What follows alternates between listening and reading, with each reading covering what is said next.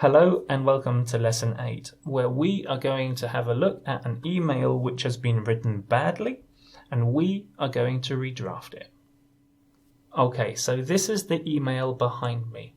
What I'd like you to do now is read the email, pause the video, spend about 10 minutes thinking about all of the elements we've looked at. So, start off with the salutation, then look at the reason for writing.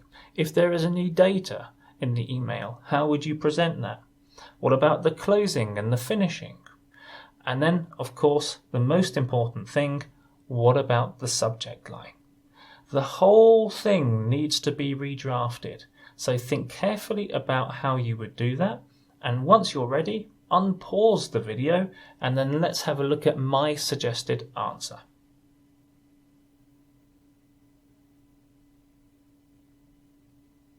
Okay, now there are many ways that we could redraft this. There is no one correct answer. What you will see in a second is my suggested answer, and I'll talk you through the changes that I made. Hopefully you made similar changes as well. Okay, let's begin. So the first thing I'm going to do is make myself a little bit smaller by putting myself into the corner here. Okay, so let's have a look at this bit by bit. First of all, this salutation is wrong. In English, you cannot say Dear Mr. Simon, so this is the first thing we have to correct. Dear Simon. In the original email, it says, our previous email of the 23rd of May said that some invoices we sent to you haven't been paid. So this is a reason for writing, it's just not written very well. And if we start off with a standard phrase, I am writing to you, then we have got the active voice, we will use strong verbs, and we will communicate exactly why we're writing. So, I am writing to you about some invoices that haven't been paid from last year. That's basically the main message. This is basically why I'm writing. And if you compare the two sentences, so I'm drawing on here badly, so please forgive me.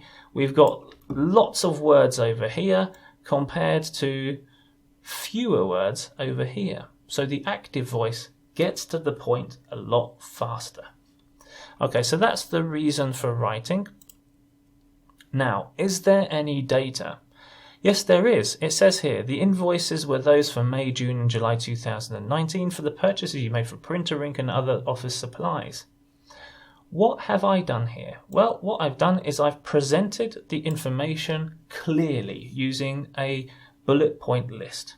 So I've said there are unpaid invoices.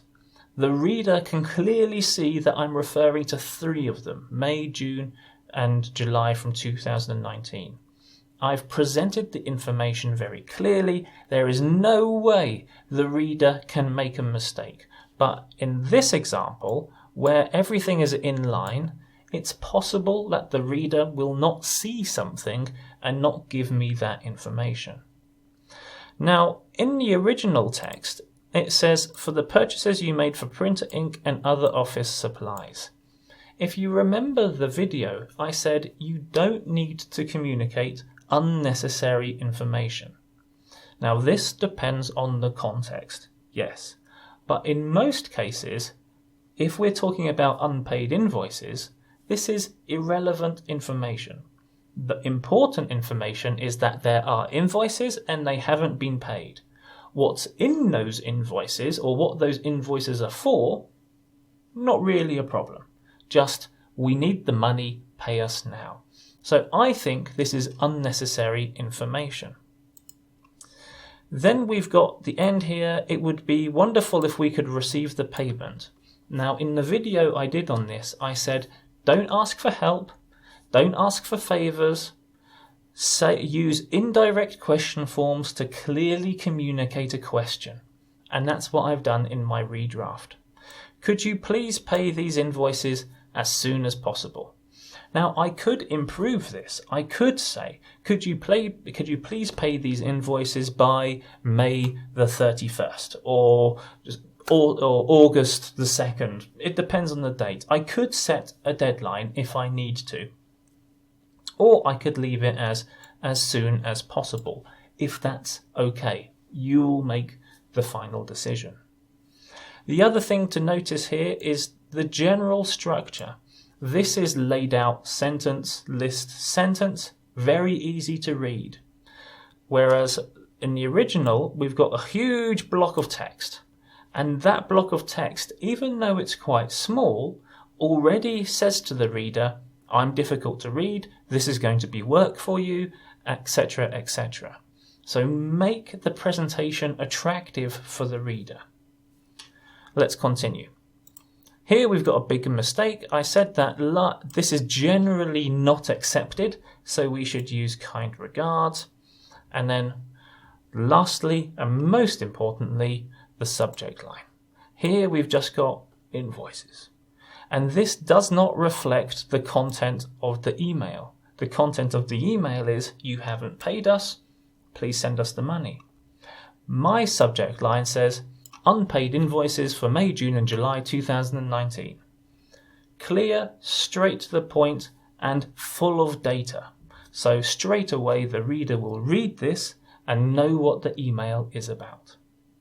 Okay, I hope you managed to identify a lot, if not all of those changes, and you redrafted the email to make it a much better email. And hopefully you will now use those skills in your emails to your clients. Okay, we've done one example. Now let's go on to lesson 9, where we're going to do another.